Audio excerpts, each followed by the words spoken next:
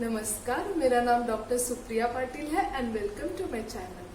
Statistic कहते हैं कि इंडिया में 180 मिलियन लोग अर्थराइटिस से जूझ रहे हैं।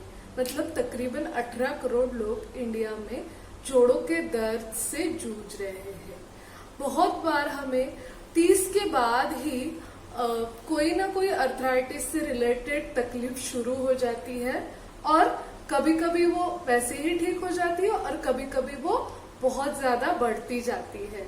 और मेनली अर्थराइटिस में हम पेन किलर्स यूज करते हैं, जिसके साइड इफेक्ट के रूप में हमें एसिडिटी, गैस्ट्राइटिस जैसे प्रॉब्लम का भी सामना करना पड़ता है।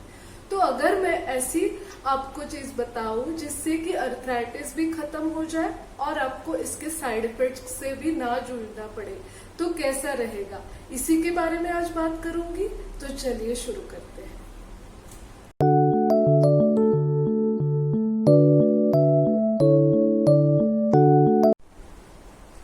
ऑस्टियोआर्थराइटिस में जनरली हमें कैल्शियम की डिफिशियंसी होती है या वहाँ की जो हड्डियां है वो घिस जाने की वजह से वहाँ पे दर्द होने लगता है।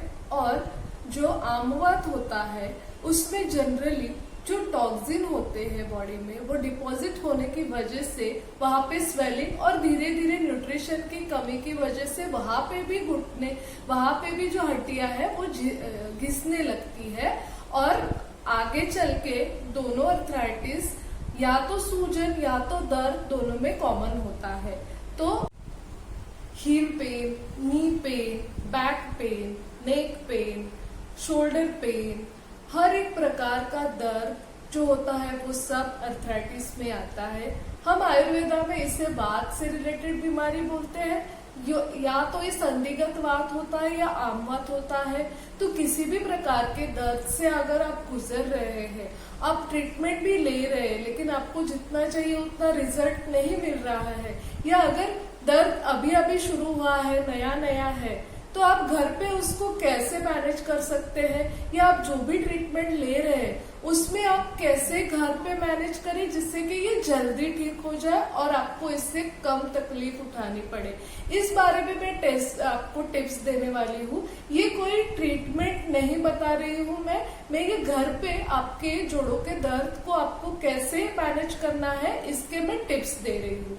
तो आयुर्वेदा में जो भी बात बोला गया है, एक तरह से वो शरीर में रूखापन आ जाना, शरीर एक तरह से घिस जाना, हड्डियां, इससे रिलेटेड होता है। तो जो रूखापन है, जो वात है, उसकी जो चिकित्सा है, उसकी जो ट्रीटमेंट है वो ऑयल होती है।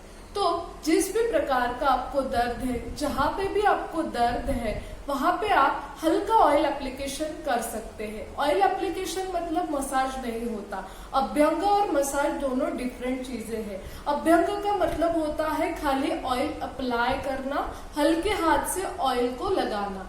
उसमें भी जो संधिगत वात होता है, मतलब जिसमें जोड़ों में दर्द के साथ सूजन नहीं है, उसमें आप तिल ऑयल का इस्तेमाल कर सकते हैं।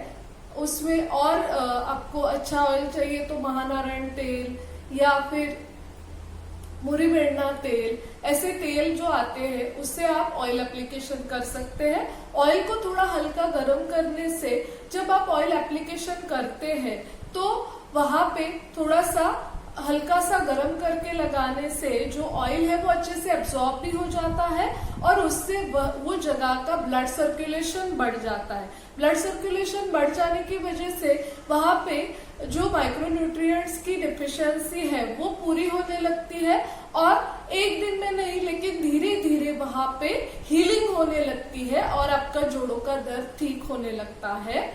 दूसरा, अगर आपको स्वेलिंग है कहीं पर भी तो उसे आमवात से कंपेयर करते हैं। और आमवात के लिए एक चिकित्सा सूत्र है, आमवात से एरंड गजकेसरी, मतलब आमवात रूपी जो वात होता है उसको एरंड जो होता है वो मारता है, मतलब एरंड उसकी ट्रीटमेंट होती है। तो वहां पे आपको एरंड ऑयल का यूज करना है अगर आपको स्वेलिंग है।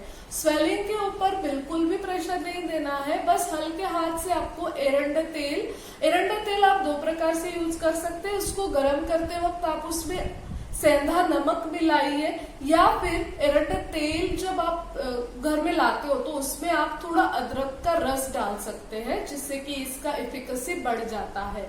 तो ऐसा एरंडा तेल अप्लाई करने के बाद इसमें जो स्वेद मतलब स्नेहन जो होता है, जो ऑयल एप्लीकेशन, उसके बाद जो स्वेदन करना होता है वो ड्राई स्वेद यूज करते हैं। मतलब हॉट वाटर बैग ऐसे आप उसको स्टीम मत दीजिए, उसको जस्ट खुरदरा स्वेद बोलते हैं। उसको आप पैन पे थोड़ा सा कपड़ा कोई गरम करके उसको सिकाई कर दीजिए हल्के हाथ से, और धीरे धीरे वो आपकी सूजन कम करने लगेगा। ये तो मैंने घर पे करने वाली चीज बताई है, तो ये आप एक कर सकते हैं। दूसरी चीज है, जैसे कि दोनों प्रकार के जो वात होते हैं वो न्यूट्रिशनल डिफिशियंसी की वजह से ही होते हैं। तो आप अच्छे से खाना खाइए, आप जो कैल्शियम रिच डाइट है वो डाइट रखिए, जिसमें मेन तो है milk is a richest calcium source, और वेजिटेरियन नॉन वेजिटेरियन दोनों में ये एप्लीकेबल है। तो मैंने जो गोल्डन मिल्क का जो पीछे एक वीडियो बनाया था वो आप देखिए, और वैसे आप मिल्क कंजम्पशन करेंगे तो धीरे धीरे कैल्शियम डिफिशियंसी भी कम होने लगेगी। उसके साथ है लीफी वेजिटेबल्स जो होती है उसमें कैल्शियम होता है, वो आप लेना चालू करिए। चीज, योगर्ट, दही, ये सब चीजों में कैल्शियम रिच होता है, तो इसको आप आपके डाइट में ऐड कर दीजिए, इससे भी आपको काफी आराम मिलेगा। उसके साथ जो भी आपको दर्द है, हील पेन है, नी पेन है, बैक पेन है, वो जगह को थोड़ा आप सपोर्ट दीजिए। जैसे कि नी पेन है तो चलते वक्त आप नी कैप लगाइए, या आपका कोई भी जैसे कपड़ा है उसको हल्के से बांध दीजिए, या रात को सोते वक्त उसको वहां पे दर्द की जगह पे थोड़ा हल्के से बांध दीजिए, जिससे कि वो हीलिंग भी अच्छा हो जाए, और आप अगर चल रहे हैं तो उसका जो प्रेशर होता है बॉडी का वो उस पे ना पड़े और उसका हीलिंग जल्दी हो जाता है। ये एक प्रिकॉशन आप ले सकते हैं। तीसरा, वात जो होता है वो खुरदरा और शीत गुण का होता है। शीत मतलब ठंडा, तो जो भी ठंडी चीजें हैं वो आप अवॉइड करिए, स्पेशली फ्रिज का पानी पीना, एसी में जाना, ये चीजें आप अवॉइड करेंगे तो ये आपका अर्थराइटिस ठीक होने में जरूर आपको हेल्प करेगा। तो जब भी आपको अर्थराइटिस का या पेनिंग ज्यादा होता है तो हमें ठंडी चीज तो अवॉइड करनी है, लेकिन जो ठंडा है उसके उलट होता है उष्ण, तो गर्म पानी पीना अर्थराइटिस में भी बहुत फायदेमंद होता है। तो आप जब तक आपको हेवीली बहुत ज्यादा पेनिंग होता है तब आप गर्म पानी पियोगे तो आप उसको जल्दी से कम करने में कामयाब हो जाओगे। तो और तीसरा चीज है, हमें कोई भी दर्द होता है, कोई भी बीमारी होती है, उसमें मेन कारण होता है हमारा माइंड डिस्टर्ब होना। या तो बीमारी की वजह से माइंड डिस्टर्ब होता है, या तो स्ट्रेस की वजह से बीमारी आ जाती है। तो ये दोनों एक दूसरे से कनेक्टेड है, ये एक विशियस साइकिल है। तो इसमें भी मेडिटेशन का बहुत ज्यादा फायदा होता है। आप प्राणायाम करिए, या जो भी मेडिटेशन का प्रकार है, म्यूजिक सुनना, कोई भी मेडिटेशन बहुत जरूरी है हीलिंग के लिए।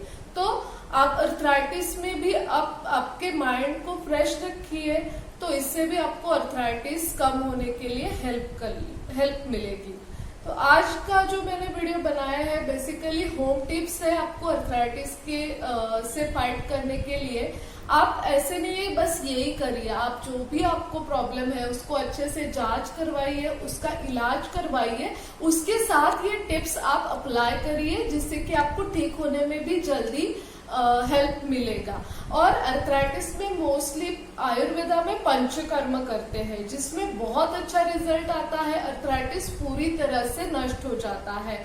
मैंने आज मेरे प्रैक्टिस में बहुत सारे पेशेंट देखे हैं जो अर्थराइटिस से पूरी तरीके से मुक्त हो गए, जिनको नी रिप्लेसमेंट तक का सर्जरी बोला गया था, जिनको बैक पेन के लिए सर्जरी सजेस्ट किया था, जिनको फ्रोजन शोल्डर या फिर सियाटिका, ऐसे बीमारियों में भी आयुर्वेदिक पंचकर्म से ये बीमारियां पूरी तरीके से ठीक होती है और कई सालों तक ये बीमारियां वापस नहीं आती, क्योंकि वात जो है वो जड़ से निकल जाता है।